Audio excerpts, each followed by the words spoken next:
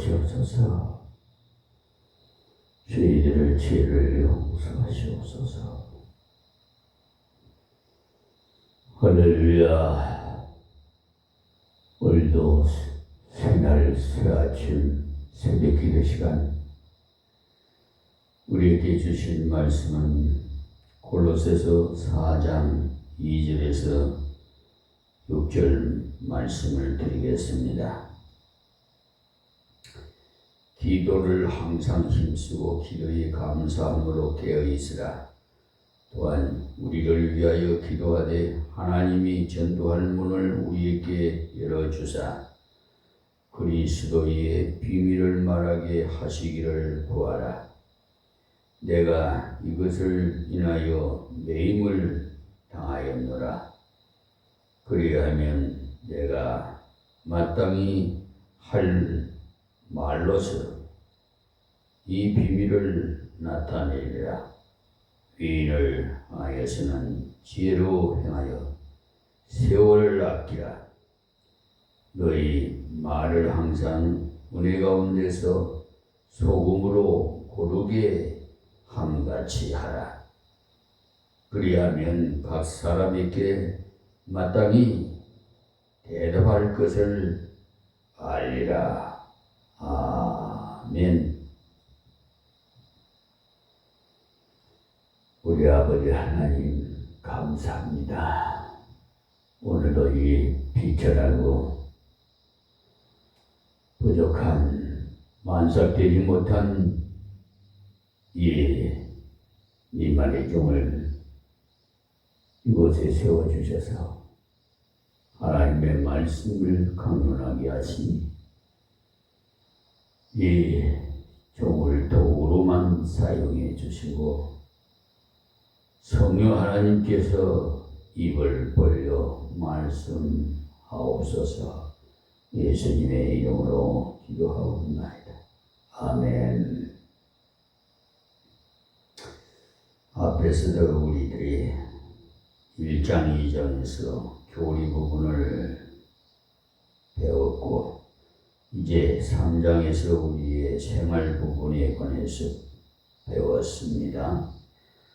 그러니 하나님께 구원을 받은 자, 주 예수 그리스도를 믿는 자는 위의 것을 생각하고 땅의 것을 생각하지 말라고 하시면서 가정생활에 대해서, 직장생활에 대해서 말씀을 배웠어요.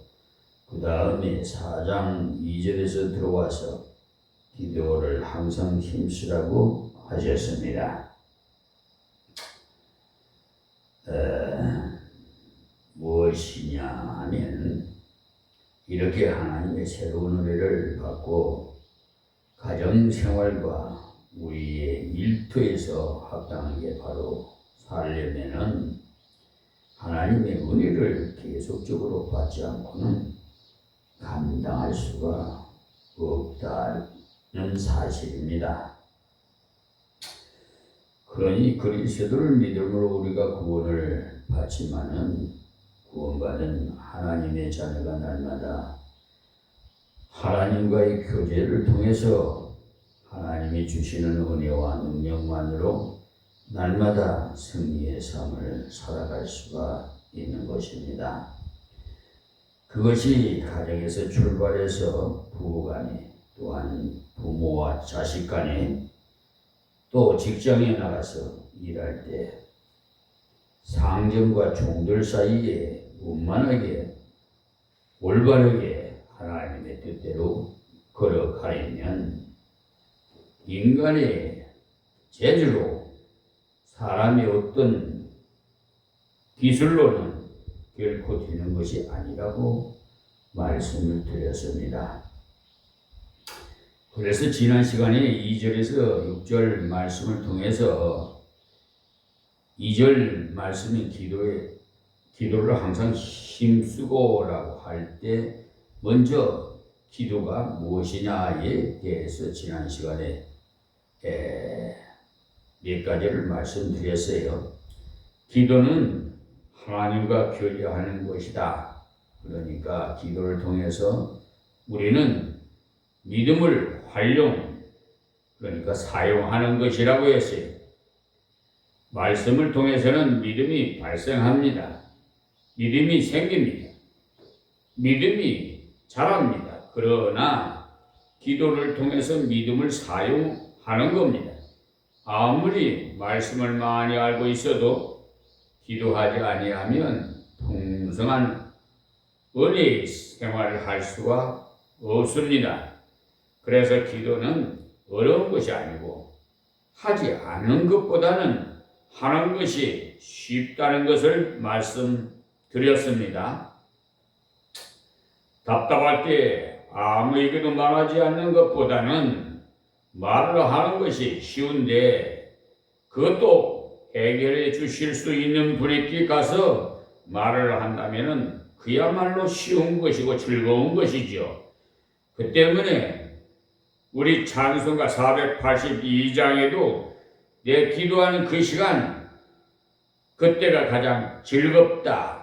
내 기도하는 그 시간, 내게는 가장 귀하다. 귀하기도 귀하지만은 즐겁기도 즐겁다고 했어요. 그런데 많은 사람들이 기도하는 것이 힘이 들고 기도하는 것이 고역인 그런 경향이 많아요. 왜 그러냐 하면 기도를 잘 모르기 때문에 그래요. 기도를 내가 하나님을 설득시키는 것처럼 기도를 내가 하나님께 졸라대서 어떻게 하든지 내 의견을 관철시키는 것처럼 생각하기 때문에 그렇게 생각하기가 쉽습니다. 기도는 하나님과의 대화예요. 지난 시간에 말씀드렸지만 우리가 대통령이나 높은 사람을 면회하러 갈 때 아이고 그 사람을 만나서 1시간 동안이나 지루해서 어떻게 이야기할고 이렇게 생각을 하는 사람은 아무도 없을 겁니다. 과연 그분이 나에게 5분의 시간을 주실지 1시간을 주실지 아니면 하루 종일을 나와 함께 시간을 보낼 수 있을지 시간이 적어서 문제일 것입니다. 우리가 기도를 바로 알면 모든 것을 해결하실 수 있는 하나님이 내 아버지시요 나를 사랑하시는 분이시기 때문에 우리가 기도할 때 모든 장애점이 제거되는 겁니다. 기도를 바로 알면 기도는 그렇게 어려운 것이 아닙니다. 만약에 어렵고 힘드는 것이 기도라면 어떻게 항상 기도하라, 쉬지 말고 기도하라고 하셨겠습니까, 여러분? 그러나 자연스럽고 너무나도 쉬운 것이기 때문에 쉬지 말고 기도하라, 항상 기도하라고 말씀하신 겁니다.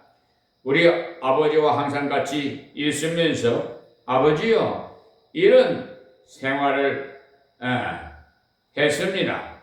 오늘 이런 사고가 났습니다.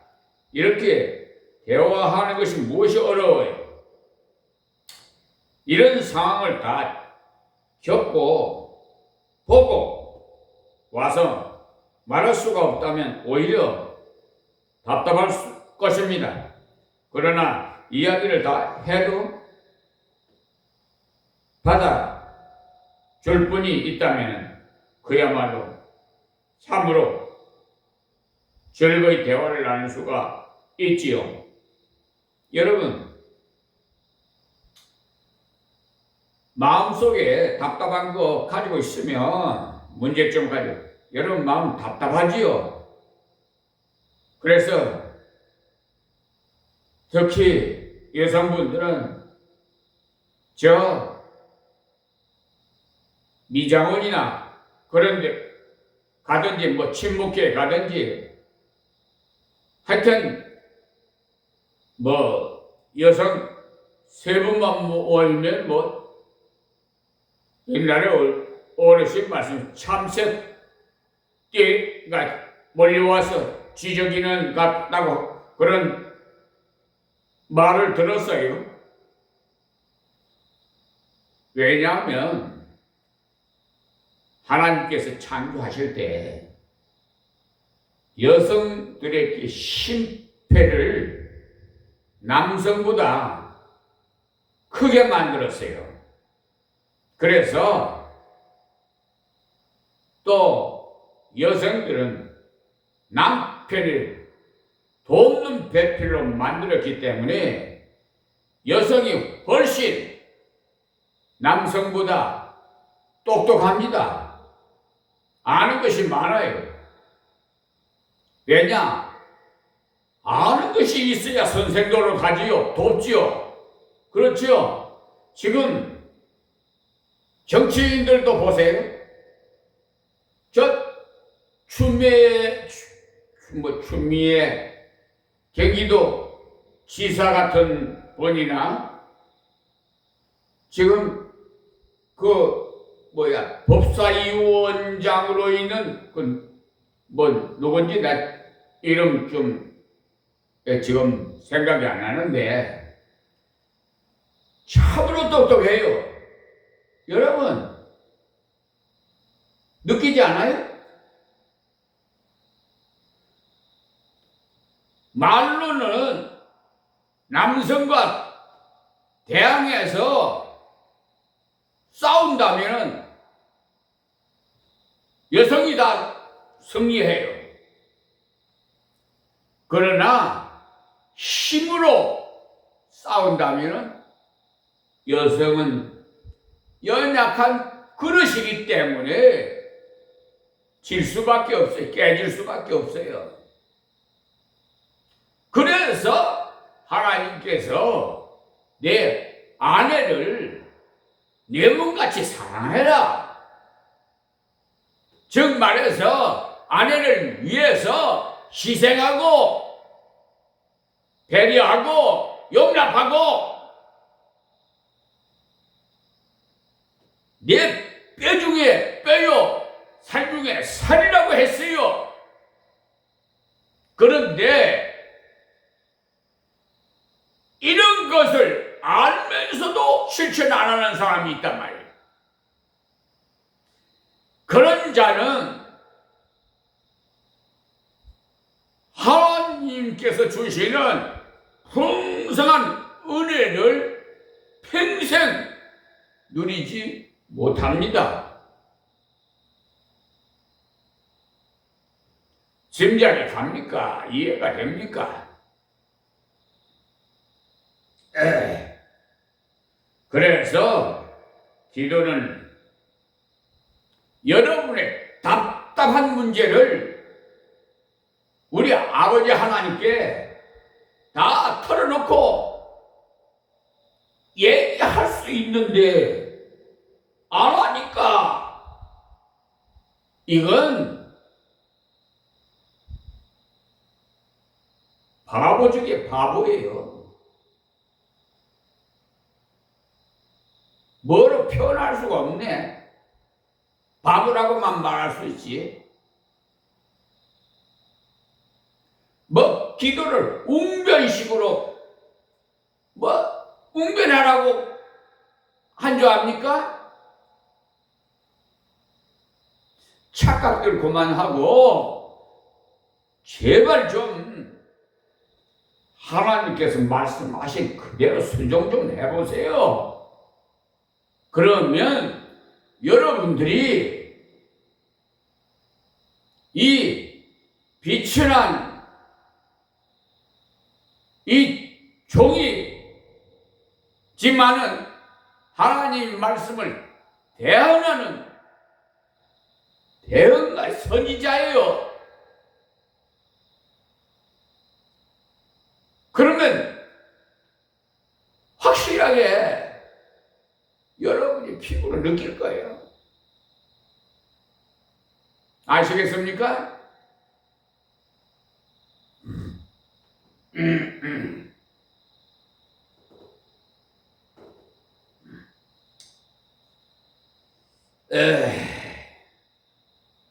쟤는 그럴 때 참 답답해. 가르쳐줘도 좋은 말씀 진짜 어디서 이런 주옥 같은 생명의 말씀을 어디서 찾아 들을 수 있겠습니까?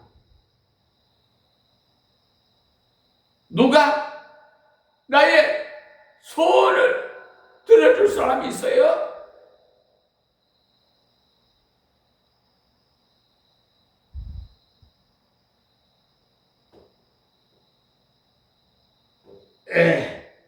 이제 당장 좀 실천하세요. 그냥 듣고만 있을 것이 아니라 알면은 실천해야죠.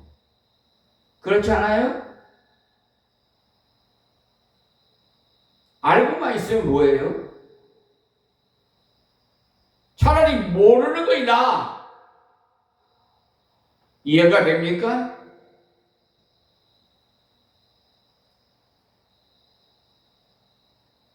얼마나 답답하면 제가 이렇게 말씀을 드리겠어요.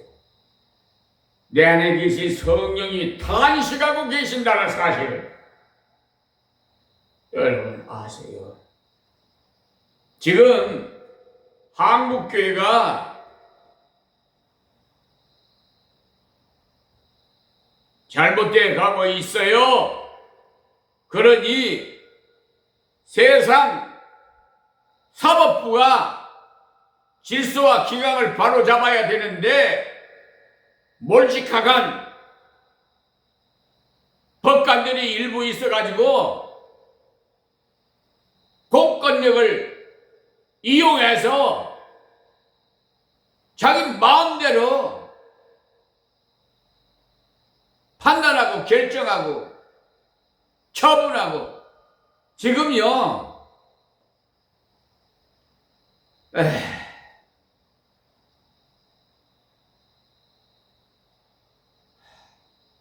하나님께서 얼마나 답답하면 이 비천하고 부족한 이 종에게 빛과 소금의 역할을 감당하러 현장에 직접 접해서 불의와의 전쟁을 하라고 매겠습니까, 여러분? 지금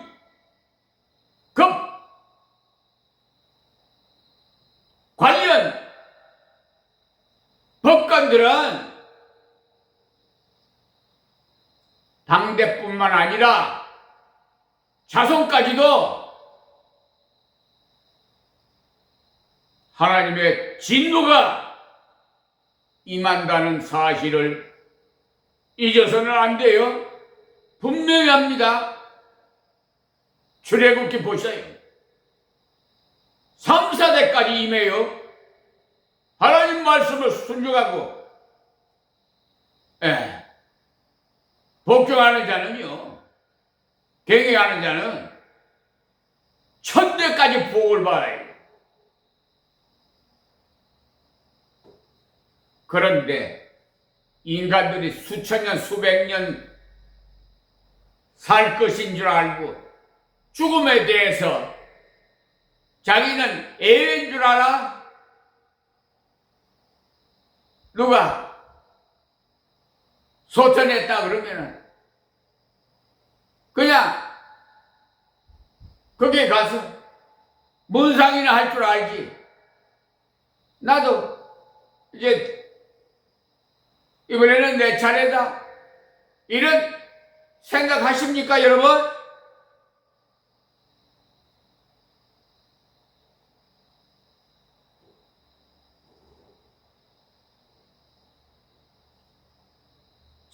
참 너무나 답답해서 하는 말씀이에요.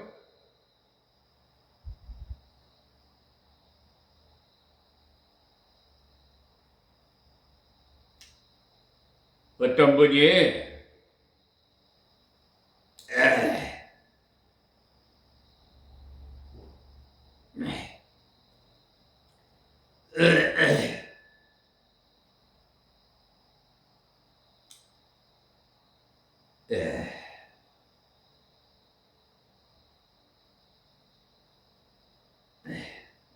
나에게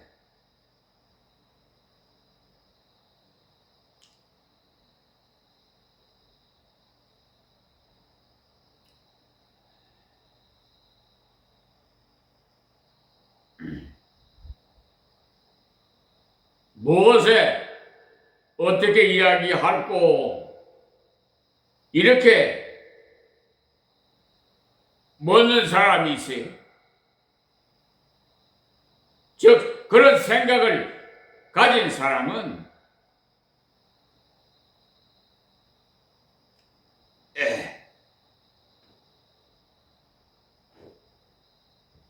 옆에 보아가 있어도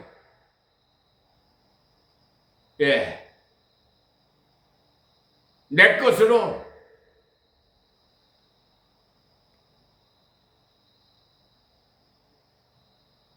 가지지 못하는 사람이에요.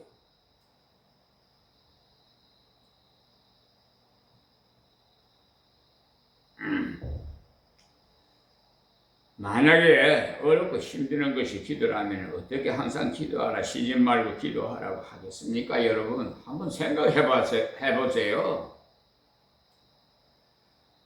너무나 자연스럽고 너무나도 쉬운 것이기 때문에 쉬지 말고 기도하라, 항상 기도하라고 말씀한 겁니다. 여러분, 우리 아버지와 항상 같이 있으면서 아버지요, 이런 생활을 했습니다. 오늘 이런 사고가 났습니다. 이렇게 대화하는 것이 무엇이 어렵습니까, 여러분?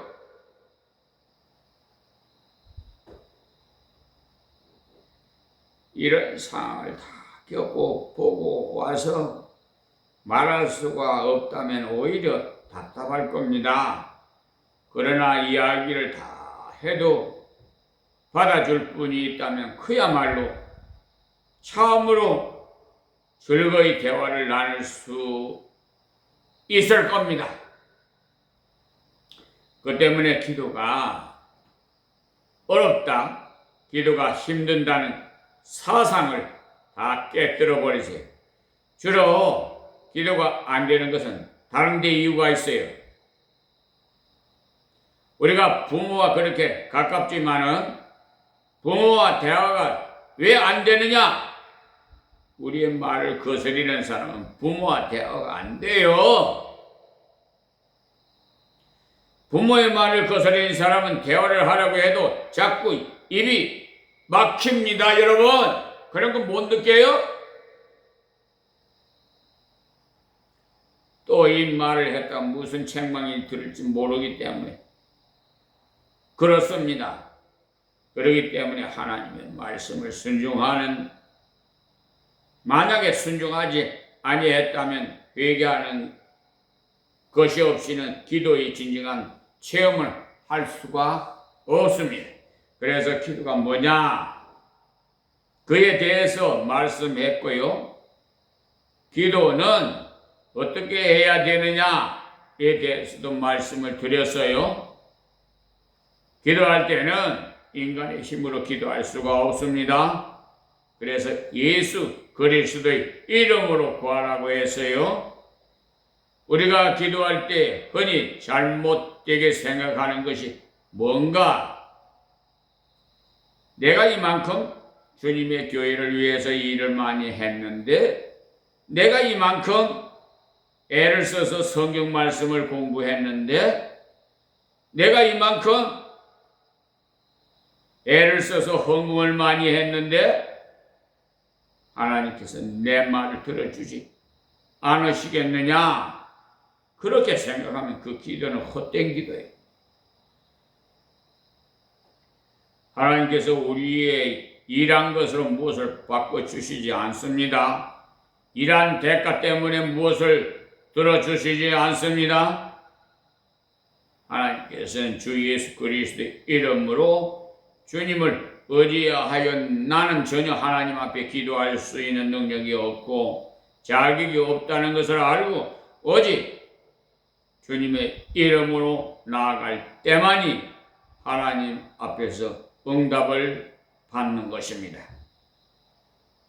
내가 은혜 아무것도 은행에 저축한 것이 없는데 은행에 가서 내 이름을 써내봐야 돈이 하나도 안 나와요. 그러나 돈을 많이 저축한 사람이 사인을 한 수표 책을 내게 주고 갔다면 나는 거기다 액수만 써서 넣으면 돈이 척척척 나오게 돼 있어요. 벌써 사인이 다 되어 있는 수표에 액수만 적어서 넣으면 되도록 되어 있어요. 그와 마찬가지로 주님께서는 하나님 나라의 모든 것을 소유하셨기 때문에 자기의 것이다. 그러니 주의 이름으로 라고 할 때 반드시 기억해야 할 것은 예수님의 이름으로 기도하옵나이다 라는 이 말 한마디를 한다고 해서 들어주시는 것은 아닙니다. 그것은 일종의 마술사, 미신적인 태도예요. 주님을 정말 의지하는 믿음을 가지고 나아가야 된다는 사실을 아세요. 물론 말로도 예수님의 이름으로 기도하옵나이다 라고 그렇게 기도를 드리는 것이 좋습니다. 그러나 예수님의 이름으로 기도하옵나이다 하는 말을 하지 않는다고 해도 참으로 주님을 의지하고 나가서 기도한다면 주님께서는 안 들어주시지 않아요. 그러므로 그 말을 하는 것이 무슨 효과가 있는가 생각하는 것을 미신에 속하는 것이 됩니다. 그러니 하나님 앞에 기도할 때는 주님의 이름으로 나아가서 그리고 기도할 때 구체적으로 기도하라고 하셨어요. 하나님 알아서 적당하게 주십시오. 이것은 내게 필요가 없다는 뜻이에요. 내게 필요가 없으니 간절함이 없는 거죠. 무엇을 주십시오? 얼마를 주십시오? 언제 주십시오? 이렇게 구체적으로 기도하는 것은 나에게 그것이 꼭 필요하다는 증거이기 때문에 하나님께서는 우리가 희미하게 기도하는 것을 원치 않습니다. 또 우리가 기도할 때 갑자기 급하게 전화를 통화하는 것처럼 기도하는 것을 하나님께서는 기뻐하시지 않아요. 여기서 힘쓰라는 말씀은 기도의 그 세계에 깊이 들어가서 기도를 힘써 하라는 거예요. 그거는 기도를 하는 것이 해이해질 수 있겠다는 사실을 말하는 거예요. 그래서 기도하는 시간을 만들기 위해서는 다른 시간을 절제하고 잘라내야 돼요. 그리고 기도하기 전에 무엇을 기도할까 하는 것을 책에 적어 보고 기도하고 난 다음에 언제 어떻게 기도했다는 것을 기도 노트를 사용하는 것도 좋아요. 이것이 기도의 힘쓰는 방법이 되면 구체적으로 기도하는 방법이 돼요. 그리고 그 다음 마지막에 기도의 감사함으로 깨어 있으라. 기도할 때는 반드시 주실 것을 믿으라는 말씀이에요. 우리가 정말 하나님 앞에 기도했다면 왜 감사할 수가 없겠습니까? 하나님께 기도한다면 반드시 주실 것을 믿고 하세요. 우리들이 하나님께 기도하고 감사함으로 깨어 있으라.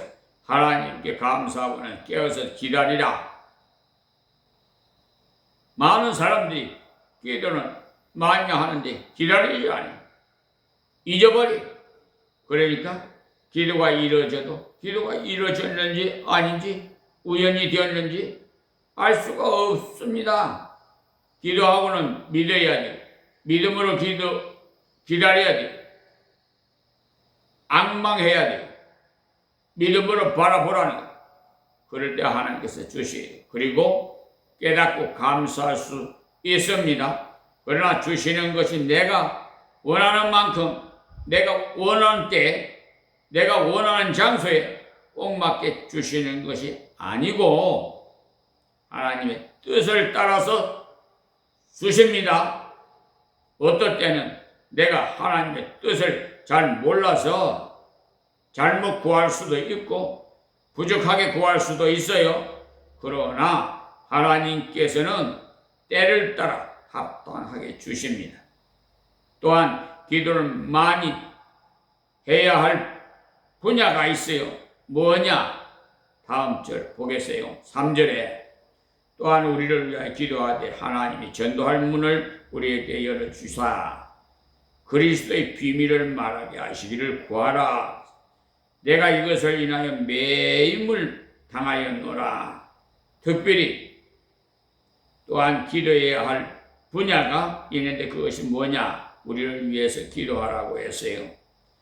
역시 우리는 기도할 때 자기를 위해서 기도를 먼저 합니다.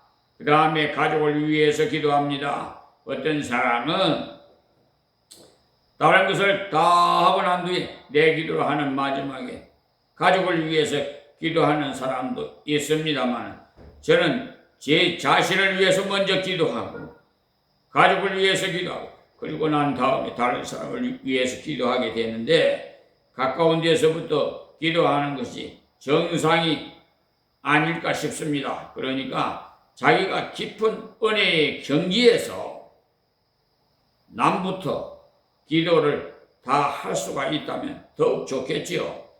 그러나 제 생각에는 남을 위해서 먼저 기도하다가 나중에 제 기도를 못할지도 모르기 때문에 자기를 위해 먼저 기도하는 것이 좋지 않겠나 생각이 됩니다. 그리고 난 다음에 다른 사람을 위해서 기도할 때 도구할 때 제일 강조해서 기도해야 할 것이 누구냐? 오늘 여기 말씀한 것과 같이 말씀을 사역하는 주의 사람들을 위해서 기도하라고 했어요. 그러니까 무엇을 위해서 기도하되 바울 사도와 디모데 이 두 전도자 선교사를 위해서 기도하라고 해서요. 바울이야말로 여러분들이 아시는 바와 같이 능력 있는 사람이 아닙니까?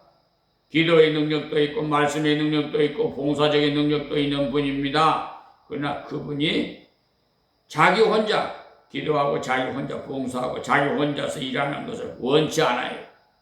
많은 형제자매들이 자기를 위해서 기도해 줄 것을 간청했어요. 여기서만 말씀한 것이 아니고 앞에서도 보면 에베소서 6장 18절에 보면 바울 사도가 간절히 당부를 하고 있어요. 모든 기도와 간구로 하되 그러니까 모든 일을 하나님께 의논하고 또 하나님께 가서 간청하는 이 기도는 주로 의논하는 상담 그 의미하고 간구라는 것은요 간청한 것을 그대로 달라고 구하는 것을 의미합니다.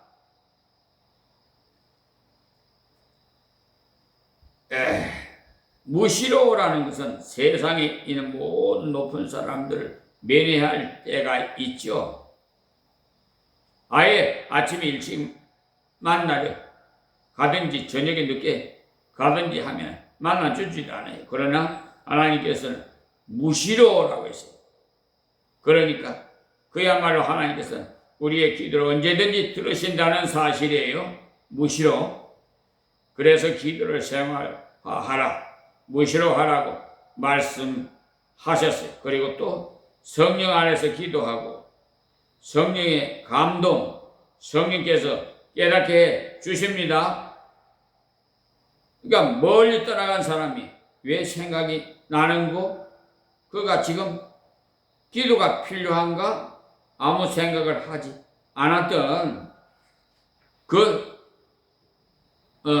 사람이 갑자기 지금 생각이 나는 것 보면은 그가 나의 기도를 필요로 한 때가 된지 모른다는 겁니다.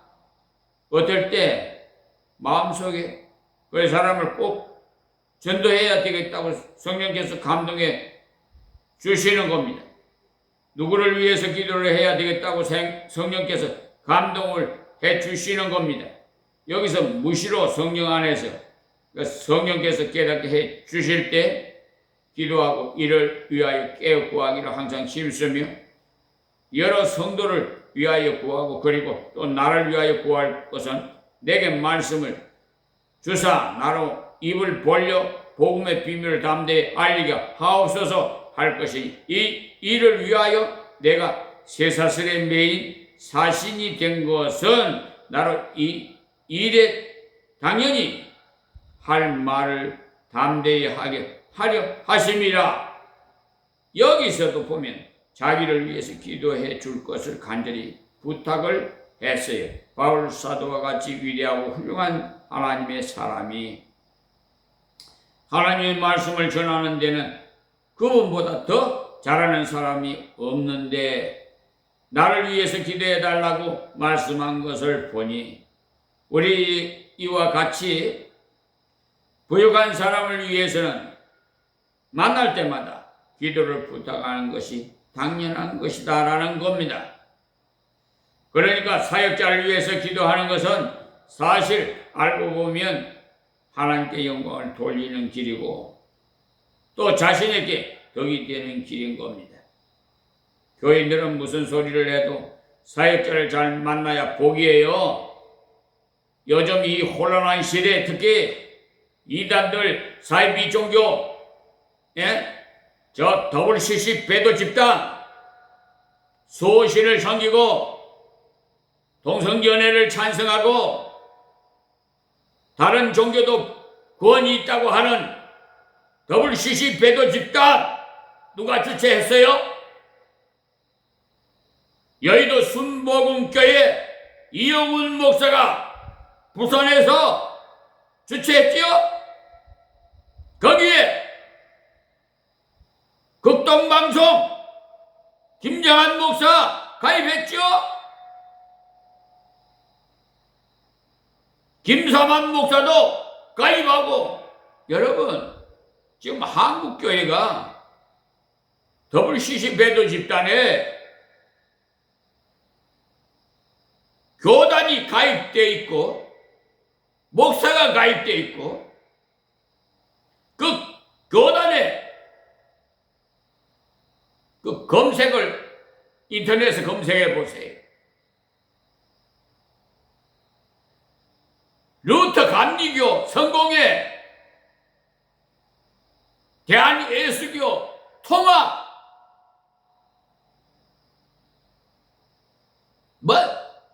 말할 거 없어요 여러분.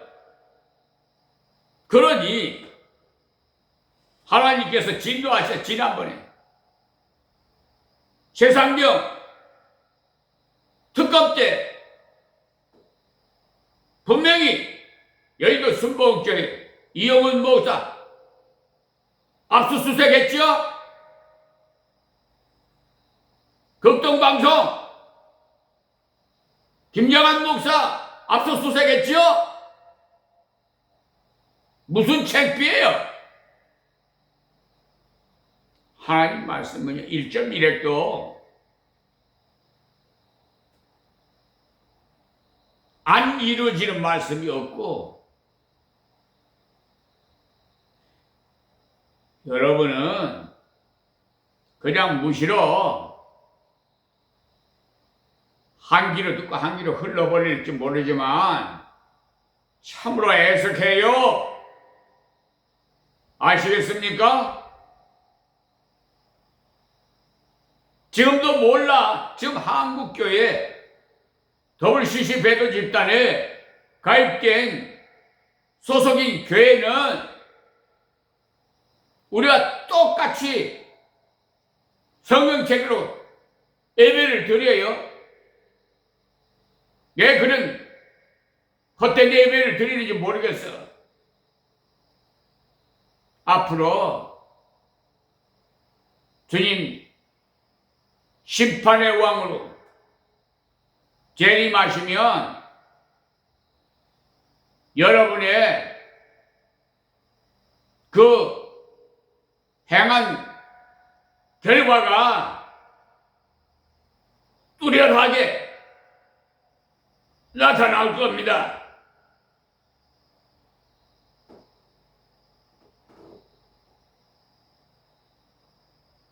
그래서 지금 한국교회가 건 7, 80%가 거기 가입되어 있다는 사실이에요. 에? 다른 종교도 구원이 있어요?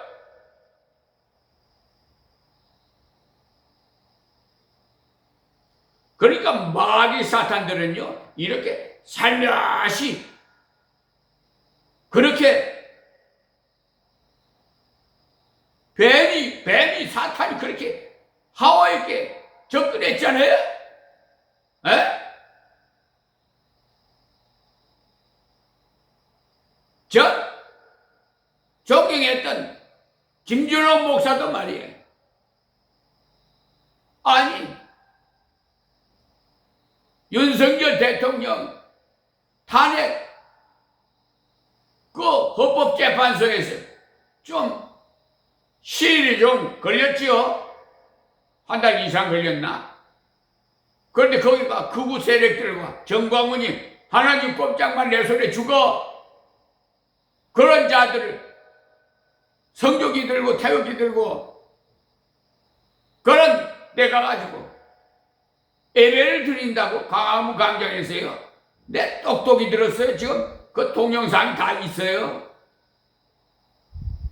뭐라고 결론부터 말씀드린다고 하면서 제가 김준호 목사 굉장히 존경했거든요. 선한 일을 많이 하셨기 때문에. 그런데 그때서 속성이 드러났어요. 뭐라고 한 줄 압니까? 자기는 설교를 하면서 결론부터 먼저 말씀드리겠습니다. 하더니만 자기는 정치범으로 형무소에 갔다 왔지만 이재명 대통령 후보는 자법으로 형무소에 가서 한 10년간 푹 쉬었다 나와야 된다고 이렇게 말했어요. 그래서 선거법 위반으로 1년 8개월인가 구형이 떨어졌어요. 선거는 제가 잘 모르겠습니다. 얼마나 됐는지. 왜 그런지 모르겠어요. 연세가 좀 들고 그러면 좀 우리 믿는 하나님의 백성들은 납작 엎드려서 사회가 혼란이 올 때 기도밖에 없어요. 기도하는 것밖에 없다고. 그런데 왜 나서서 잘난 체하고 교만하게 그러시는지 모르겠어. 나 너무나 애석해.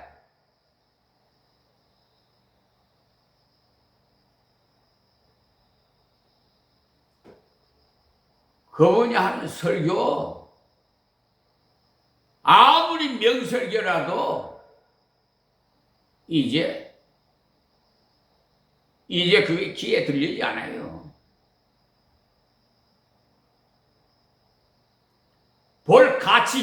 들을 가치조차도 없어요. 아시겠습니까?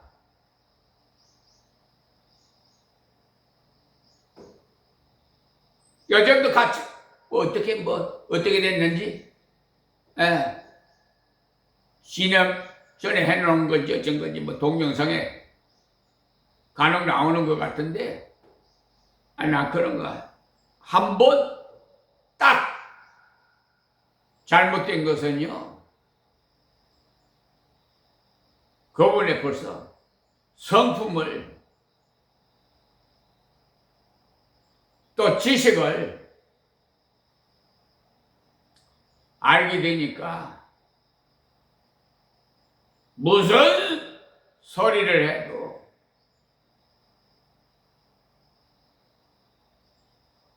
귀에 들리지 않아요. 정일기예요.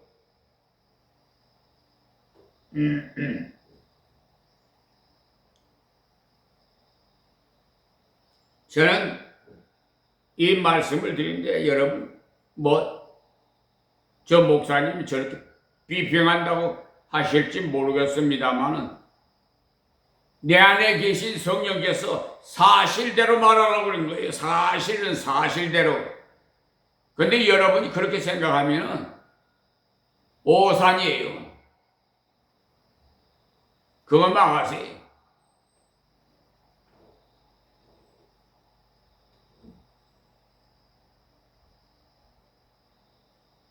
그래서 뭐니 해도 참 목자를 만나는 것이 복 중에 복이에요. 특히 대교회 목사님들 뭐 다 그렇다는 건 아닙니다. 교만해가지고 말이야. 심지어 오정현 목사는 논문 왜 남은 걸 뺏겨요? 그리고 미국에서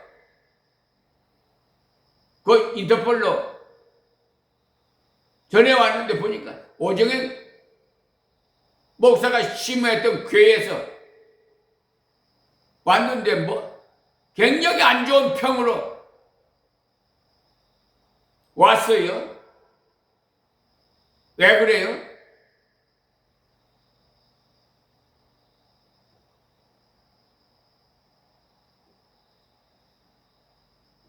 사람이나 동물이나 근본 그 자체가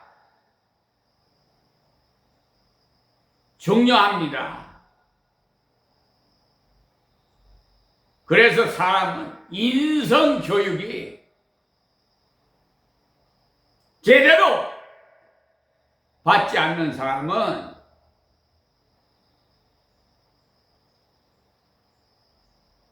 짐승, 우리 집에 기르는 애완용 개보다도 못한 자들이야. 이제 아시겠습니까?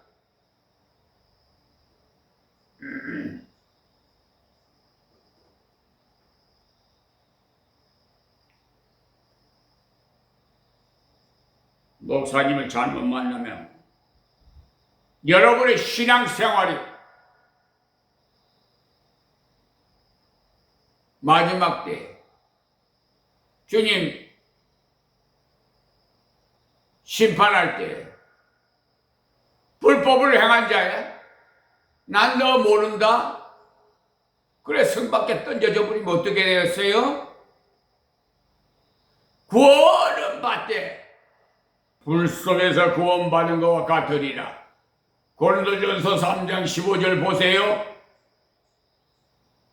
여러분이 그렇게 되기를 원합니까?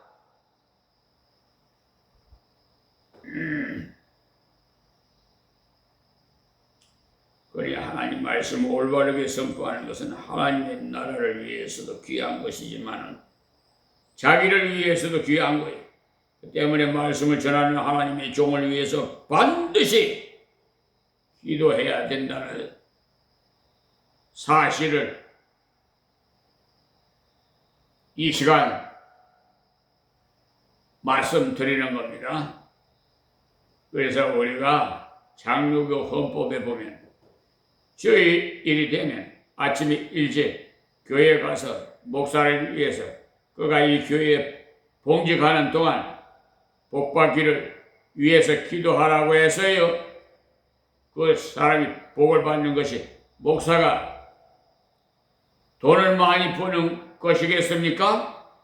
무엇을 하는 것이 복을 받는 것이겠습니까? 하나님 말씀을 바로 전하고 하나님의 능력을 바로 나타내는 것이 복을 받는 길이지 다른 복 받는 길이 없어요. 왜냐 우리의 기도의 제목 가운데서 가장 귀중한 제목은 전도자를 위해서 기도하고 목사를 위해서 기도하는 겁니다.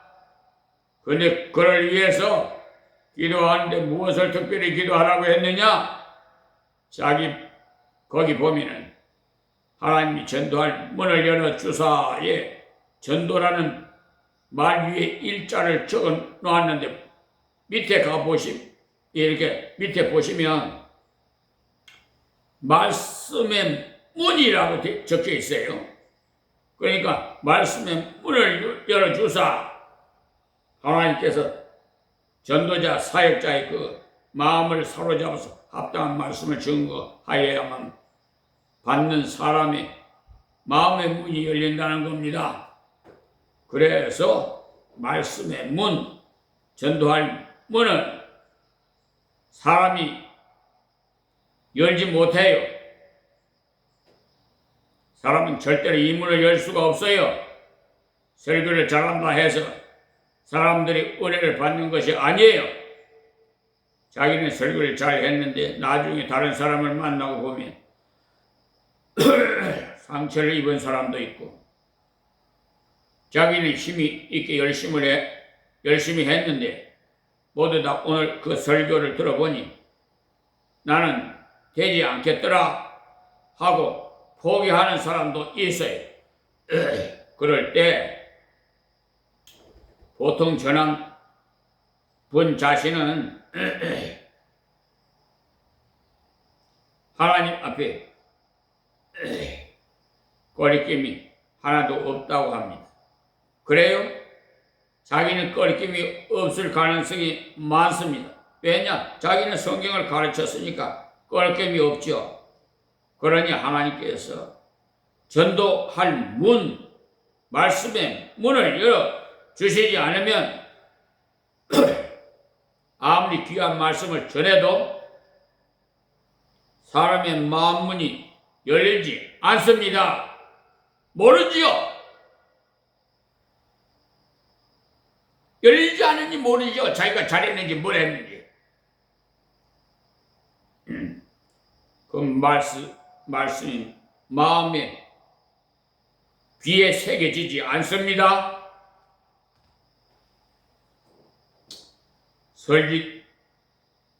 실제로 보면은요, 제가 다른 교회 가서 설교를 많이 해볼 경험이 있는데, 똑같은 내용과 똑같은 진리를 가르쳐 어떤 교회에서 말씀을 전하면요, 그 앞지에 물이 떨어지듯이 막 쫙쫙 빨려 들어가요. 모두가 다 은혜를 받는다 이 말입니다. 얼굴을 보면요, 가모은씨 같이 연시되는 거예요. 붉으스름하게 왜 그리 예쁜지 몰라요. 성령에 그냥 충만한 은혜를 받았어요. 확실히 달라요. 그것이 기도할 때 하나님께서 마음문을 열어주시니까 말씀이 문이 열려서 그대로 말씀이 들어가기 때문에. 그래서 무디 선생님이 영국에 가서 집회를 할 때 낮 예배 시간에 열심히 설교를 하는데 사람들이 옳게 은혜를 못 받아요. 그런데 똑같은 사람인데도 밤 예배 시간에는 모두 은혜를 받았어요. 하나님을 위해서 살 사람들은 일어나라고 하니까 수백 명이 벌떡 일어나는 역사가 일어났어요.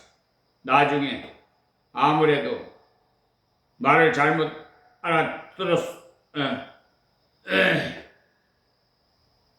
들었는가 해가지고 새로 교육관에 모이라고 했더니 와 모여들었어요. 그래서 나중에 알고 보니까 반신불구의 한 여성도가 낮 예배 시간에 열매가 없더라는 말을 듣고 집에 누워서 무디 선생님을 위해서 간절히 기도를 했다는 겁니다. 금식하면서 기도를 했는데 그 이후에 그와 같은 역사가 있더라는 사실이. 그러니까 누워있기만 하는 사람에게도 할 일이 있다는 것. 인간적으로 생각하면 누워만 있는 사람이 무엇을 할 수 있겠어요? 그러나 기도할 수 있는 열쇠를 쥐고 있어요. 어떤 의미로 말하면 활동하는 사람보다도 기도하는 사람이 더 큰 열쇠를 가질 때가 많아요. 그것은 하나님으로 하여금 역사하시기 때문에 여기에 전도할 문을 우리에게 열어주사. 그러니까 나가서 외치고 큰 소리를 못하더라도 간절히 하나님께 목사를 위해서 기도하시고 또 자신이 하나님 말씀을 바르게 전할 수 있는 그런 은혜를 주시기를 간절히 기도하면은 오직 성령이 너희에게 임하시면 너희가 권능을 받고 예루살렘과 온 유대와 사마리아 땅 끝까지 이르러 내 증인이 되리라고 하신 것을 보면 성령께서 역사하셔서 감당할 수가 있도록 하십니다. 그 다음 그리스도의 비밀을 말하게 하시기를 구하라. 그리스도의 비밀이 복음입니다. 그러니까 비밀이라는 것은 그 사람이 열어주셔야만 아는 거예요. 나의 비밀을 할 때 내가 열어주어야만 알아요. 내가 열어주지 않으면 몰라요. 그래서 그리스도의 비밀이기 때문에 그리스도께서 열어주셔야만이 알 수가 있는 겁니다. 그래서 고린도전서 12장 3절에 말씀하시기를 또 성령으로 아니하고는 누구든지 예수를 주시라 할 수 없느니라고 하셨어요. 아무리 예수님이 십자가의 부활을 담대히 크게 전해도 성령이 그때 내 마음을 주장하지 않으면 그 사람이 하나도 내 것으로 여기지 않습니다. 그러나 성령께서 사로잡으시면 별로 설명이 유창하지 못해도 받아들여져. 그 때문에 설명을 얼마나 잘할까 보다도 하나님께서 그 마음을 열어주시기를 더 많이 기도를 해야 돼요. 그렇게 되면 하나님께서 그때 합당한 말씀을 적당하게 하도록 주시고 또한 그 사람의 말씀을 받아들이도록 단순한 마음을 주셔요. 설명을 잘해도 복잡한 마음을 갖고 있으면 머리에도 귀에도 하나도 들어오지 않아요. 그래서 그리스도의 비밀, 복음의 핵심을 말할 수 있도록 기도해야 됩니다. 실제로 모디 선생님이 전도하러 가서 보면은 사람들이 질문을 많이 해오는데 그런데 그 질문에 대한 답을 그때 명답을 이렇게 잘 한다는 겁니다. 그런데 그분이 그런 교육을 받았느냐? 아닙니다. 책을 많이 읽어서 무슨 질문에도 탁탁 대답할 수 있는 전도 훈련을 받았는가 하면 아닙니다. 그저 순수한 성경을 읽고 기도하고 말씀을 공부한 것밖에 한 것이 없어요. 하나님께서 필요할 때 필요한 말씀을 할 수 있도록 한 것이 뭐냐? 하나님께서 그리스도의 비밀을 나타낼 수 있도록 그렇게 하신 겁니다. 사실 전도에 보고 하나님 말씀을 가르쳐 본 사람만이 체험할 수가 있습니다. 어릴 때는 열심히 연구하고 노력을 하면 말의 뜻을 다 알겠는데 도대체 하나님께서 이 말씀을 통해서 무엇을 하시려고 써놓았는지 모를 때가 많아요. 단어도 알겠고 그 다음에 주석을 읽어보니까 뒤에 교훈점이라고 한 것을 읽어봐도 이 말씀하고 그 말하고 너무나도 맞지 않나요? 그 사람은 교훈점이라고 했는데 나는 읽어보니까 그것이 안 돼요. 참으로 설교를 준비할 때 이런 어려운 때가 있어요. 그럴 때만 소위 말하는 줄항복이 나와요. 하나님 설교를 하기는 해야 되고 어찌하겠습니까? 저와 같은 경우는 본문이 항상 정해져 있어서 다른 것으로 바꿀 수가 없으니까 그럴 때는 아주 답답해요. 그러나 다른 것으로 바꿀 수가 없으니까 어떤 때는 아주 답답하죠. 그러나 하나님께 전적으로 의지하고 기도할 때 하나님께서 그때 생각지 못했던 그런 진리를 열어주신다는 겁니다. 그것이 비밀이 하나님만 주실 수 있는 것. 그러니까 하나님께만 구하고 다른 데 가서는 못 구하는 것입니다. 기도하지 않고는 안 되는 것이라 말입니다. 여러분이 설교를 잘 듣기 위해서도 또 성경을 잘 가르치기 위해서도 마찬가지로 기도하지 않고는 아무리 노력을 해도 결과가 없어요. 마음의 문도 열리지 않고 말씀의 문도 열리지 않으므로 되지 않아요. 그렇기 때문에 우리 성도들은 기도할 때 나 자신의 마음의 문이 열려서 무슨 말씀을 주시든지 그 말씀을 내 말씀으로 받아들일 수 있도록 기도해야 하고, 증거하는 하나님의 종이 자기 그 소리를 하지 않고 자기 사상, 자기 학문을 발표하지 않고 오직 하나님의 뜻만을 열어주도록 기도해야 됩니다. 목사는 사람이기 때문에 가다가 자기 생각, 사상의 성경을 끌어들여서 말을 하는 수가 있어요. 또 말을 하기가 쉽고 대화할 때는 질문도 할 수가 있지만 이 설교할 때는 일방적이기 때문에 잘못하면 큰일이 납니다. 그래서 참 하나님의 말씀에 붙잡혀야만 돼요.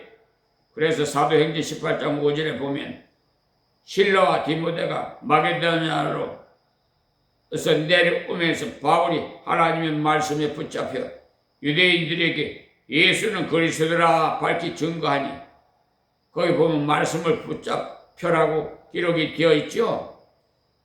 그러니까 자기가 말은 하지만 하나님 말씀을 전하는데 하나님께서 예수님은 그리스도다, 예수님은 메시아다, 구약에 예언한 메시아다라는 말씀을 어찌 그리스도 그리도 정확하게 밝힌 말을 했는지 유대인들이 꼼짝 못해요. 그렇게 되는 것은 바울 사도의 그 기도와 배후의 성도들의 기도를 통해서 하나님께서 하셨다는 겁니다. 그래서 기도를 부탁하세요. 그 다음 내가 이것을 인하여 매임을 당하였노라. 무슨 말씀이냐면 바울 사도가 지금 이 말씀을 전하는 것 때문에 감옥에 들어갔다는 겁니다. 그러니 자유롭지 못한 곳에서 일을 해야 되니까 더욱 하나님의 그 능력이 필요하다는 겁니다. 자유로운 곳에서 전도하는 것이 아니고 매여서 일을 하니까 하나님 말씀에 매이지 않으려면 바울 사도가 고백한 말이 바로 이것이에요. 자기는 매여 있으나 말씀은 매이지 않더라는 거예요. 오히려 감옥에서 간수에게 전도하고 감옥 안에서 재판관에게 전도하고 바다를 향해 가는데 안에서 배에 있는 사람들에게 전도하는 것을 통해서 많은 열매를 거두었어요. 그것이 왜 그러냐? 바울은 자기가 매였기 때문에 하나님을 더욱더 신뢰해서 많은 성도들이 기도했기 때문에 주님만을 신뢰했습니다. 그랬더니 주님께서 능력을 주셨어요. 사실은 높은 자리에서 내려다보고 전도할 때 무엇인가 모르게 자기가 자꾸 나와요. 내가 사장이니까 저 수희한테 전도하는 것이 문제없다고 생각하기가 쉬워요. 예수를 믿으러 교회 나가라고 명령처럼 전도하면 수희가 사장인 말이므로 발걸음은 교회로 올지 모르지만 마음은 오지 않아요. 속으로는 자기가 사장이면 사장이지 종교는 자유인데 이래라 저래라 하느냐고 속으로 적개심을 생기는 겁니다. 그러나 겸손하게 진실하게 나도 예수를 믿고 이렇게 은혜를 받고 감사한 생활을 하는데 자네도 예수를 믿으면 보람되게 살 수가 있을 터이니까 예수를 믿어보라고 자기의 그 부족을 가지고 전도해야 됩니다. 그래서 우리가 높은 자리에서 전도하면 좋은 것이다라고 생각하는 것은 인간적인 생각이에요. 낮은 자리에 있으면서도 전도할 때가 예수를 전하는 것, 나를 전할 수가 없어요. 그러나 높은 자리에서는 예수도 전하지만 잘못하면 자기도 전하게 되는 겁니다. 바울 사도가 매임을 당하였기 때문에 정말 예수님만을 드러낸 것, 하나님의 은혜만을 나타낸 것, 그러니까 정말 배후에서 기도하는 기도의 협조자가 필요하다고 간청을 합니다. 그 다음 4절에요. 그리하면 내가 이 땅에 할 말로서 이 비밀을 나타내리라 그랬습니다. 그리하면이라는 것은 하나님의 성도들이 진심으로 기도하면 자기 가서 꺼리낌 없이 하나님 비밀의 이 복음을 담대하게 나타내겠다는 겁니다. 죄수가 되어서 전도를 하려면 아무래도 망설이게 되지요. 기가 잘못된 것은 그러니까 자기가 잘못한 것을 없지만은 죄수의 옷을 입었기에 간수 앞에서 재판관 앞에서 한풀 꺾이고 들어가기 때문에 하나님의 성령의 권능이 아니고는 마땅히 할 말을 할 수가 없어요.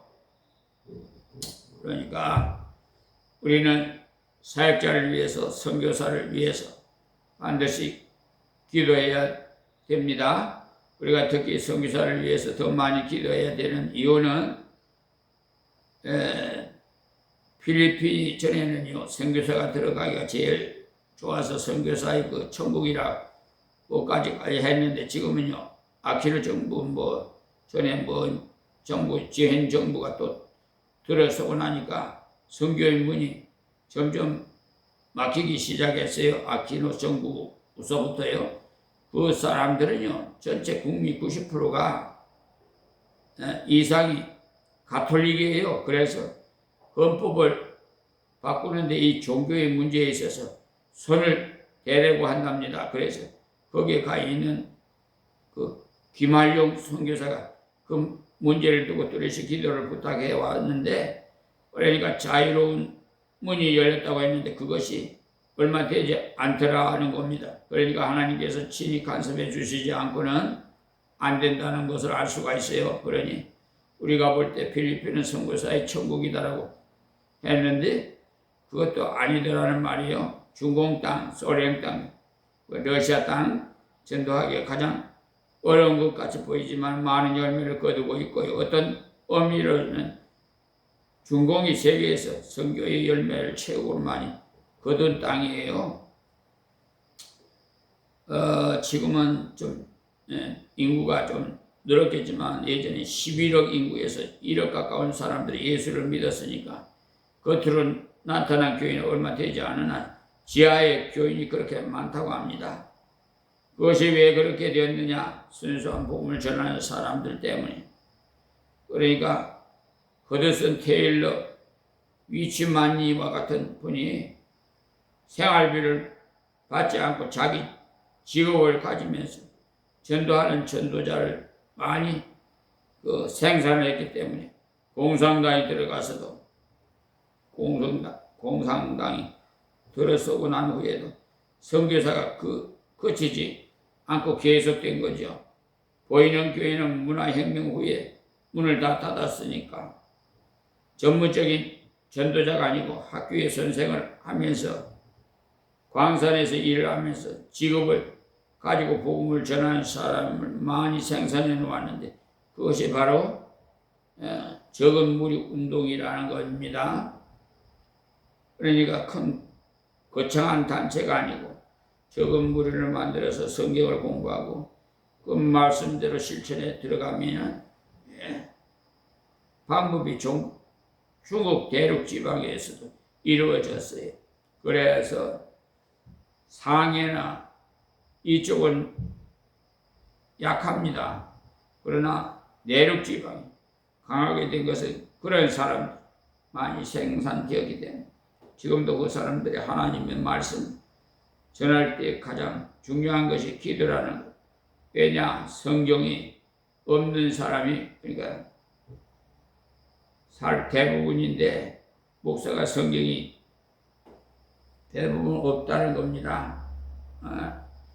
성경을 100만 부나 던져놓아도 너무나 인구가 많기 때문에 사막에 물방울을 던지는 격이라고 합니다. 그래서 어떤 사람은 토요일날 자전거를 타고 100리 밖에 성경이 있는 집에 가서 성경을 읽어가고 연구를 열심히 하고 적어와서 설교를 한답니다.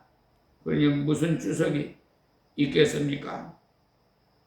참고할 책이 아무것도 없는데도 성경 그대로 열심히 읽어와서 전하는데 많은 새로운 사람들이 예수를 믿는다는 겁니다. 이것은 다른 데서 원인을 찾을 수가 없어요. 그 사람들이 적극적으로 기도하는 것입니다. 그래서 그 사람들이 기도하는 내용이 돈을 많이 벌게 해달라, 축복을 받고 자녀들이 잘 되게 해달라는 기도는 별로 하지 않고 저 죽어가는 영혼을 이 복음을 믿어서 구원을 받도록 해달라고 기도한다는 겁니다. 그래야만이 해결이 나지 다른 것으로는 해결이 날 길이 있습니까, 여러분? 그러니까 하나님께서 그러한 평신도 사역자를 통해서 그러한 열매를 거두고 있다는 사실이에요. 그래서 서울의 사랑교회의 그 오카람 목사님 제자 훈련 정말 존경하는 목사님이십니다. 지금은 오정현 목사님이 오셔서 참으로 이미지가 완전히 달라져 버렸는데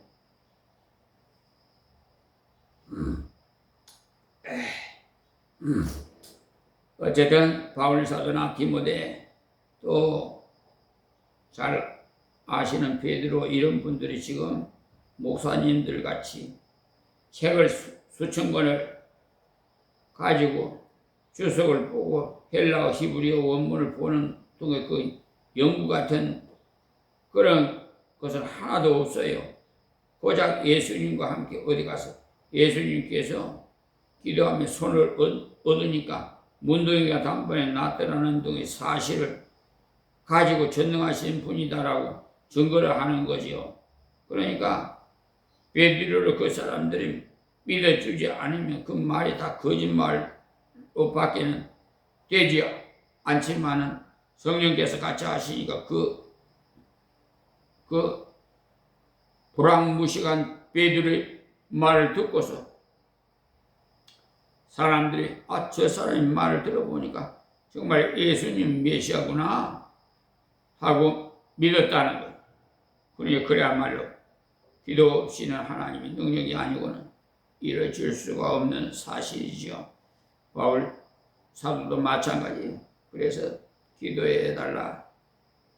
그리고 우리가 기도할 제목 가운데 자신을 위해서, 가정을 위해서 기도하고 그 다음 교회를 위해서 기도할 때 제일 먼저 기도해야 될 제목이 하나님 말씀의 사역자를 위해서 기도하는 겁니다. 그리고 자신의 마음문이 열려서 말씀을 바로 받을 수 있도록 기도하십시오. 전하는 사람은 바르게 잘 전하는데도 받기는 전부 엉뚱하게 잘못 받는 결과가 나타날 때도 많아요. 그래서 이번 설교는 어떻게 들었는가 그 반응을 혹시 들어보면 어떤 때는요 실망을 하는 경우가 참 많습니다. 열심히 강조한 말씀을 다 잊어버려요. 지나가면서 한마디 한 것을 붙잡고 있는 경우가 있어요. 그래서 하나님께서 은혜를 주셔야만이 증거한 말씀을 바로 받을 수가 있지 사람이 잘 전한다고 되는 것은 아니다는 사실을 알 수가 있어요. 그리고 다음은 우리가 이렇게 기도해서 자신이 하나님 앞에 바로 서고 또한 전도자를 위해서 기도함으로 하나님이 나라가 확장되는 복음의 역사를 돕는 그리고 바깥을 향해서 나아가야 됩니다. 우리 그리스도인들이 함께 모여서 이상적인 지상의 천국을 건설하자고 하면서 크리스찬 타운과 같은 것을 만들면 안 돼요. 우리들끼리만 모여서 예배를 드리는 찬송을 하는 것을 좋을지 모르지만 세상을 향해서 전도할 기회가 어디 있겠습니까? 때문에 위인을 향하여서는 섞여서 살아가면서 증거해야 돼요. 세상 속에 있으나 세상에 동화되지 않는 세상 속에 있으므로 전도가 되는 것을 말하는 겁니다. 다음 절 보겠습니다.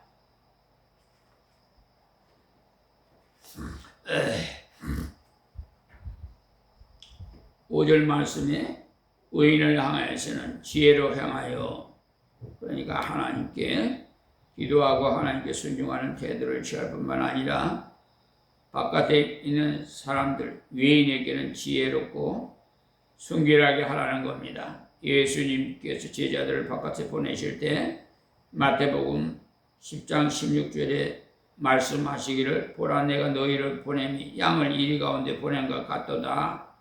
그러므로 너희는 뱀같이 지혜롭고 비둘기같이 순결하라고 하셨어요. 내가 너희를 보내는 것이 양을 이리 가운데 보내는 것 같다. 양을 이리 가운데 보내면 이 양은 다 죽습니다. 죽으러 간다는 말이거든요. 우리가 세상에 나가는 것은 죽으러 가는 것입니다. 살려고 가는 것이 아니에요. 양을 이리 가운데 보내면 이리가 양을 잡아먹습니다. 그러니 우리가 죽으러 가기 때문에 하나님 뜻대로 바로 죽어야 되고 타협하지 말아야 돼요. 비둘기같이 순결하라, 거룩하라고 하셨어. 그리고는 무모하게 행동하지 말라, 지혜롭게 행하라고 했어요. 뱀은 사람이 쫓아오든지 돌을 던지든지 하면 머리를 숨기는 지혜는 다른 동물에 비할 수가 없어요. 조그마한 구멍이 있으면 머리만을 숨겨서 보호를 잘해요. 다른 꼬리 부분은 잘려도 다시 재생이 되기 때문에 철저하게 머리 부분을 보호하는 지혜가 있어요. 우리가 땅 위에 나가서 살 때 다른 것은 다 손해를 받아 하나님의 영광과 주님의 교회에 대해서 항상 그것을 염두에 두시고 걸어가야만 정말 지혜로운 사람이 됩니다. 조그마한 일, 돈 얼마 때문에 예수의 이름을 다 팔아먹고 하나님의 영광을 전혀 생각하지 않는 사람들 있지요. 우리가 교회 안에서도 웬만한 일로 싸우는 건 절대로 피해야 됩니다. 그런데 회의를 하는 데 있어서도 교회 안에서도 고함을 지르는 것 등을 예사롭게 생각을 하는 분들이 있는데 이것은 하나님의 영광을 가리우는 잘못된 행위입니다. 아무리 좋은 일이라도 평화롭게 하지 않으면 하나님의 영광을 가리우는 겁니다. 그래서 마태복음 5장 9절에 보면은 한평에 하는 자는 복이 있나니 저희가 하나님의 아들이라 일컬음을 받을 것이며 라고 했어요. 그러니까 합평케 할 때 사람들이 당신들 정말 하나님의 자녀다, 정말 성도다 인정을 하겠다고 했어요. 그럴 때 세상도 인정을 하는 겁니다. 여기서도 우리에게 하나님께서 말씀하시기를 위인을 향해서는 지혜로 행하여 라고 했어요. 그러니까 한마디로 말하면 걸림이 되지 않도록 살아라 이 말씀이에요. 그러니까 세상에서 예수 믿는 사람이 거짓말을 한번 하면 소문이 다 나게 돼 있어요. 목사가 거짓말을 했다면 신문에 대해서 특별합니다. 왜냐하면 그 사람은 우리를 하나님을 닮은 자로 인정을 하고 있기 때문에, 예수를 닮은 자라고 인정하고 있기 때문에, 그래서 자기들은 거짓을 행하면서도 우리에게 너희는 정직해라 이렇게 요구해요. 그래서 약간만 슬쩍 이상한 말을 했다가는 욕을 크게 얻어 듣습니다. 우리는 이것을 당연한 것으로 알아야 돼요. 그럴 때 우리는 불공평한 취급을 받는다고 생각하지 마세요. 그래서 위인을 향해서는 지혜로 행하여라고, 걸림이 되지 않도록 하라. 다른 데 보면은 흠이 없이 하라고 했는데, 이 말의 원래 뜻은 손잡이가 없다라는 말이에요. 손잡이가 없다는 말은 무엇인가? 잡아서 헐뜯으려고 해도 잡아서 흠을 뜯을 데가 없다라는 뜻입니다. 다니엘은 워낙 정직해서 흠 잡을 수가 없었어요. 다니엘서 6장 4절을 한번 보시면 이에 총리들과 방백들이 국사에 대해서 다니엘을 고소할 틈을 얻고자 하였으나 명이 아무 허물을 얻지 못하였으니 그랬어요. 이는 그가 충성되어 아무 거짓함도 없고 아무 허물도 없음이었더라. 국사에 관해서 흠을 잡을 것이 없더라고 되어 있어요. 국무총리로서 월권을 해서 잘못을 할 만도 한데 따라다니면서 흠을 잡으려고 해도 잡을 것이 없더라는 거예요.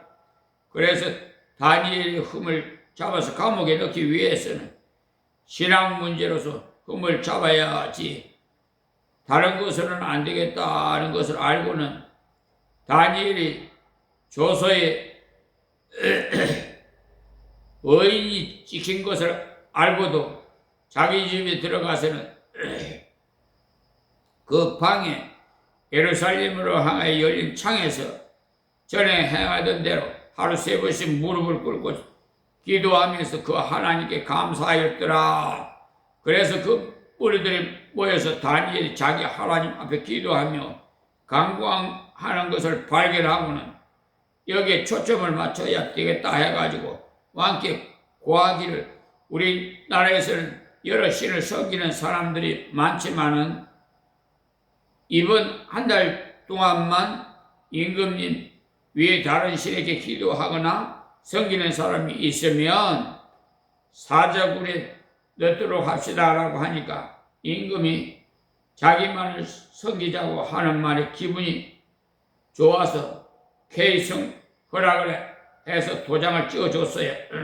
그래서 결국은 다니엘 그것 때문에 사자굴에 들어간 겁니다. 그러나 그는 생활에 있어서 외인에게 지혜로 행했다. 흠은 잡을 데가 없었다는 겁니다. 그러니까 우리는 이 땅 위에서 하나님께 기도하고 은혜를 받아서 나가서 살 때는 지혜로 행할 수 있도록 기도해야 돼요. 흠을 잡을 데가 없도록 해야 된다 이 말입니다.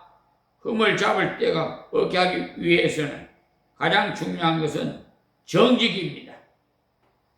그런데 우리 대한민국 법치국가인 대한민국 사법부에서 특히 공권력을 이용해서 재판을 하는데 불공평하게, 비양심적으로, 편협적으로, 가재는 개편이라는 그런 옛말이 완전히 여실히 드러나는 그런 행위를 지금 대한민국 사법부에서 헌법재판소를 통해 비롯해서 다 지금 그렇게 하고 있다는 것을 여러분들에게, 국민 여러분에게도 알려드립니다. 이번 정부에서 사법 3법을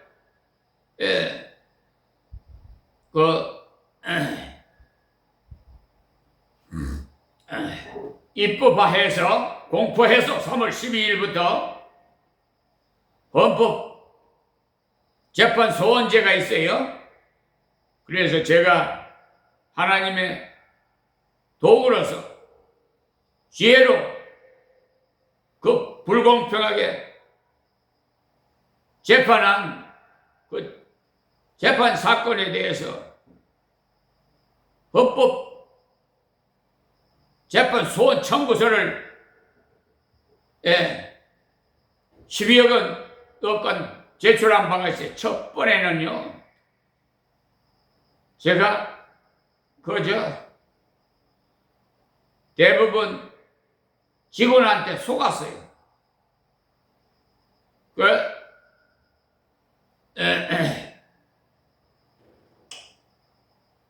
그러니까 종결 재판 확정 증명서를 받을 것이 대법원에서 받아야 되는데, 이 대법원 직원이 나에게 서울지방법원에 가서 받으라고 그렇게 말해서 제가 좀 순진한 면이 제가 생각해도 있어야 시키면 시킨 대로 합니다. 왜냐하면 제가 원래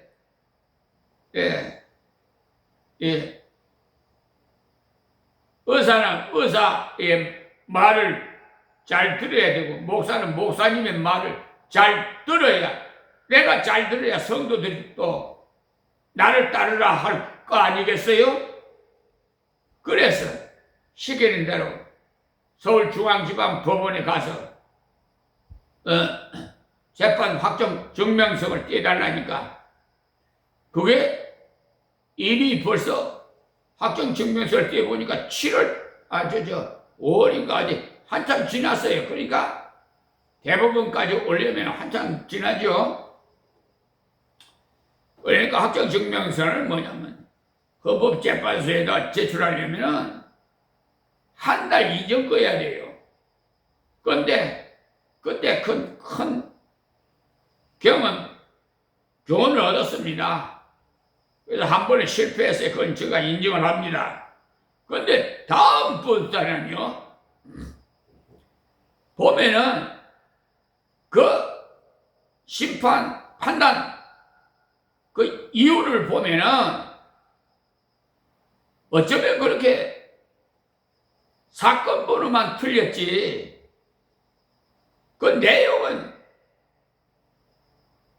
뭐 동일해요. 그렇게 해가지고 각하 결정을 해요. 참 어처구니가 없어서 하나님께 그래서 기도했죠. 이렇게 결과가 나옵니다 했더니 하나님께서 팩트를 하시는데 헌법재판소 그 사무규칙을 한번 봐라. 팩트를 해줘서 봤더니 재심 청구가 있어요. 이 세상의 법관들은 세상 법학 교수로부터 공부를 해서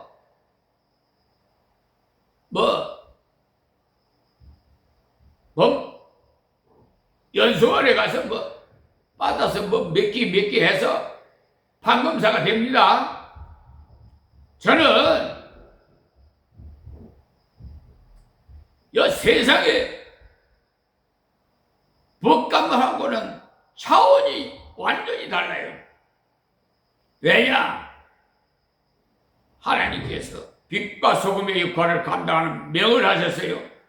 그러면 빛과 소금의 역할을 감당하려면 전반적으로 알아야 불의한 자와 전쟁을 하죠. 전쟁을 하려면 적을 알아야 될 거 아니에요. 그러니까 하나님께서 법전을 사라.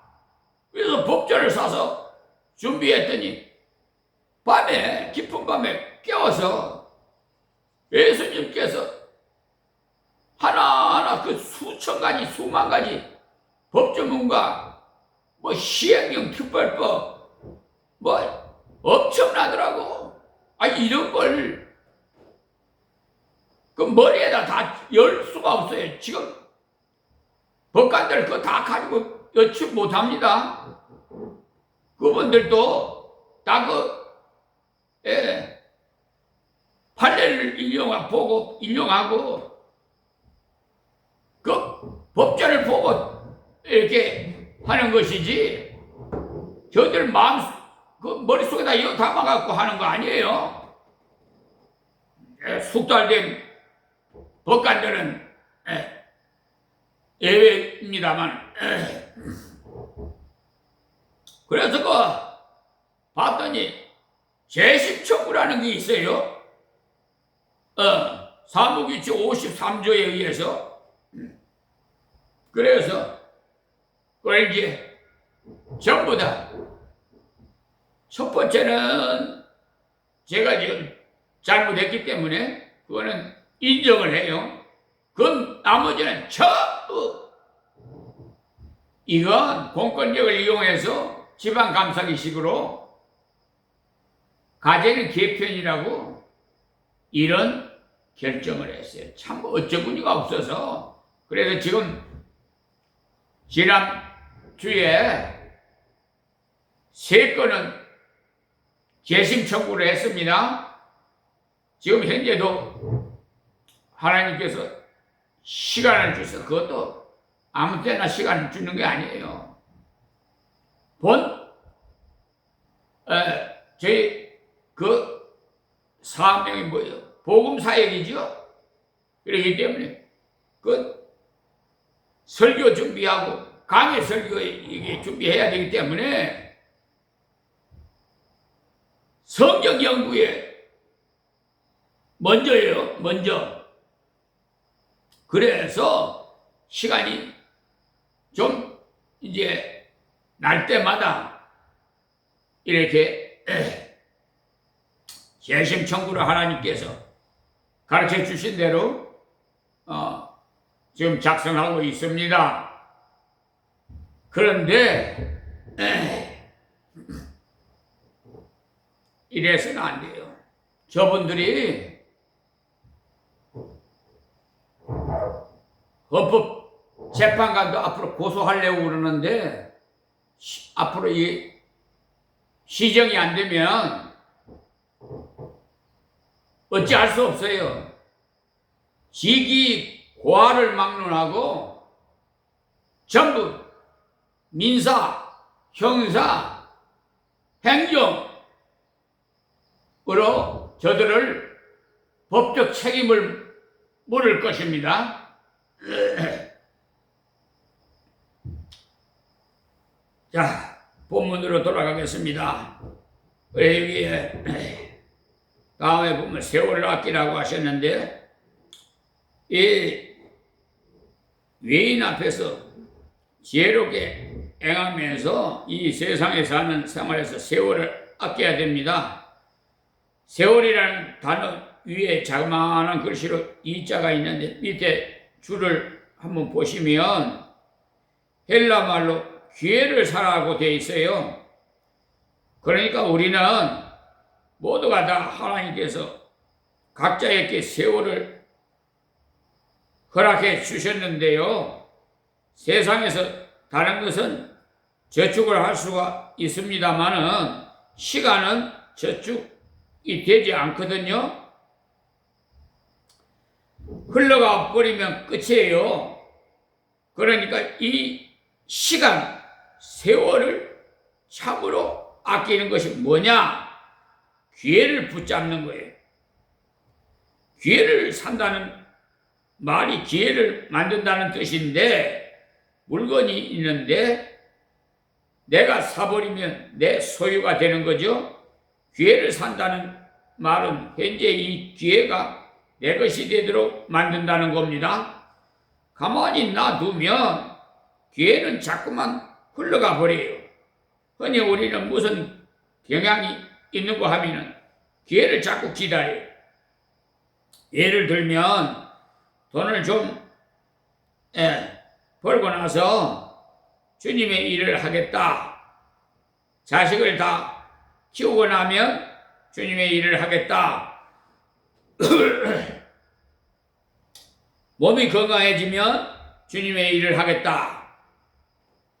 지금은 너무 복잡해서 조용히 정리가 되면은 주의 일을 하겠다는 등등 이렇게 미루어 버리면은 평생 동안 주님의 일을 못하게 됩니다. 이 땅 위에서 항상 복잡함으로 현재를 기회로 만들어야 돼요. 그래서 성경을 읽을 기회도 사야 만들어야 돼요. 요사이는 책을 읽기 좋은 이제 가을 계절이 돌아옵니다. 왔어요 벌써. 근데 워낙 온난화 현상으로 이 기후 변화가 있어서 아직도 열대가 다 가지 않고 있는데 지금 태풍이 몰려오고 있고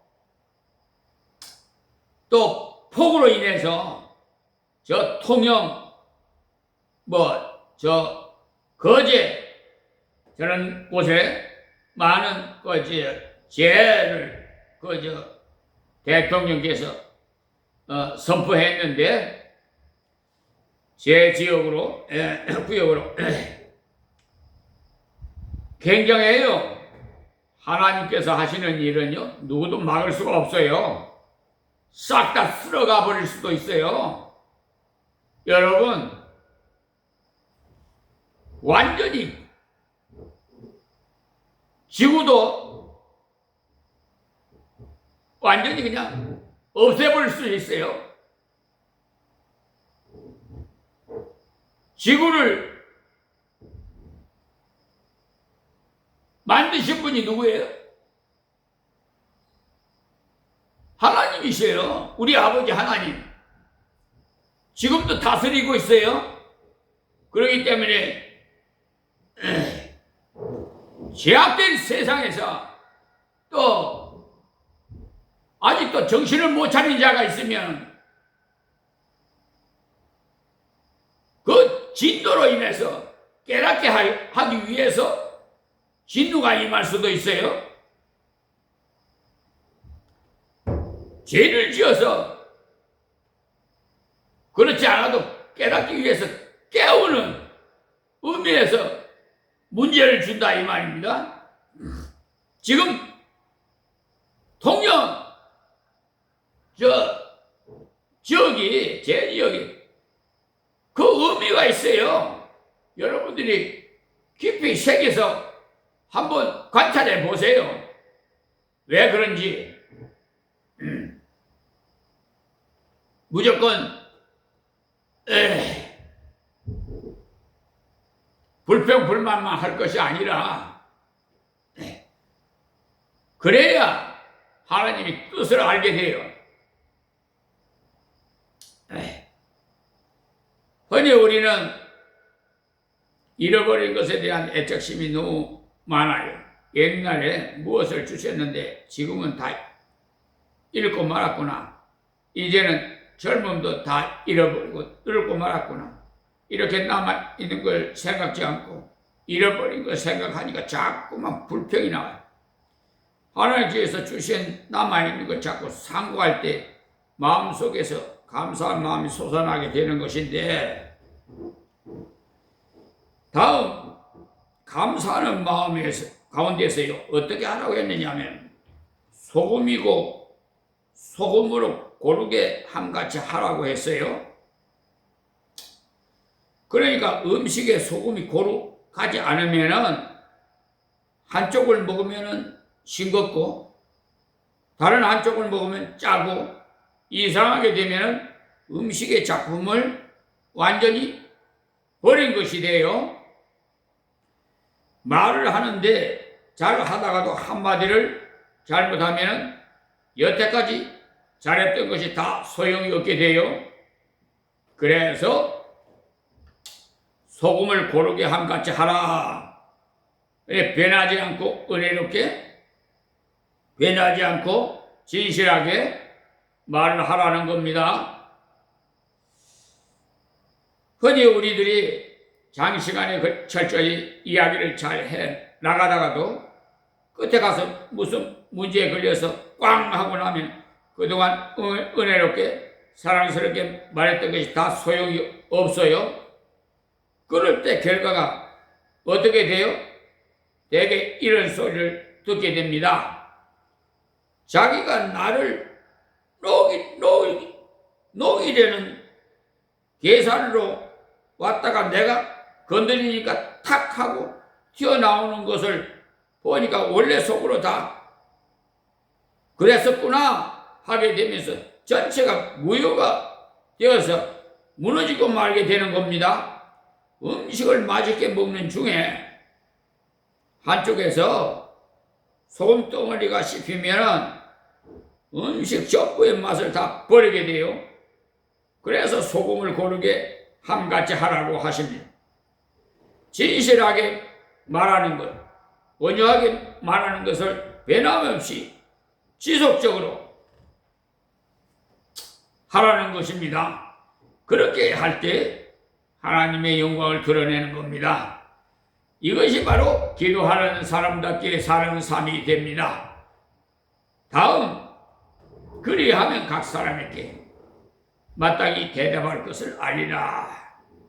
무슨 말씀이 있냐 하면은 세상 사람들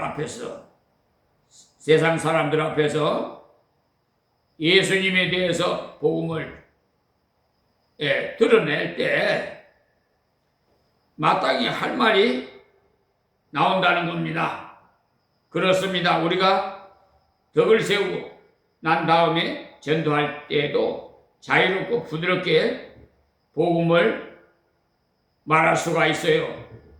그러나 평소에 싸움을 잘하고 다른 사람에게 걸림이 되다가 전도를 하게 되면 조롱거리가 되고 말아요. 그러나 앞에서와 같이 어느 생활이 평소에 진실하고 부드럽게 소금을 고르게 함같이 감당하게 하면 전도할 때도 상대방이 예수님께 대해 알고 싶은 그 어떤 매력을 느끼게 됩니다, 여러분.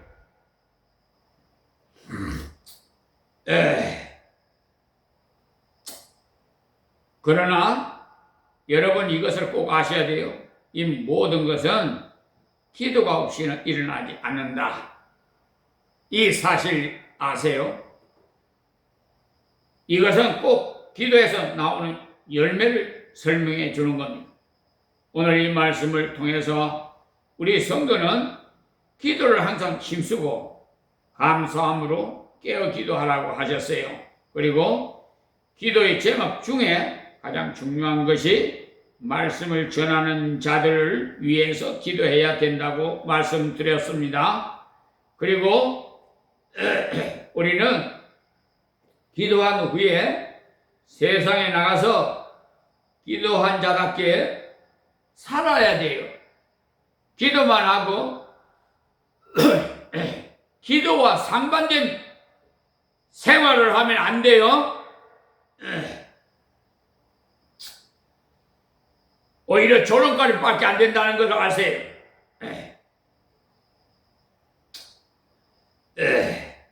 그렇기 때문에 기도한 열매를 가지고 살아갈 때 하나님께서 지혜롭게 행할 수 있는 지혜와 능력을 주십니다. 그리고 온유하게 행할 수 있는 능력도 주시고 기회를 포착할 수 있는 능력도 주십니다.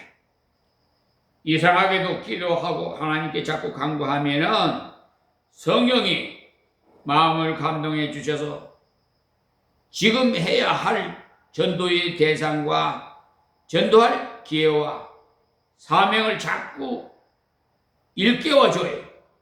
그러나 기도를 하지 않으면 내가 해야 할 것도 모르고 또 무엇을 해야 할지도 모르고, 그러니 기도를 하면 하나님께서 우리에게 성령의 감동으로 기회를 포착할 수 있는 능력을 주십니다. 이러한 기도의 열매를 맺어 가시기를 바라면서 말씀을 맺겠습니다. 장시간 시청해 주셔서 감사합니다. 하나님 고맙고 감사합니다. 주신 말씀, 이 비천한 종이 말씀을 대언해 싸우니 듣는 자마다 다 말씀대로 실천해서 하나님의 그 은혜를 체험할 수 있도록 역사해 주시옵소서.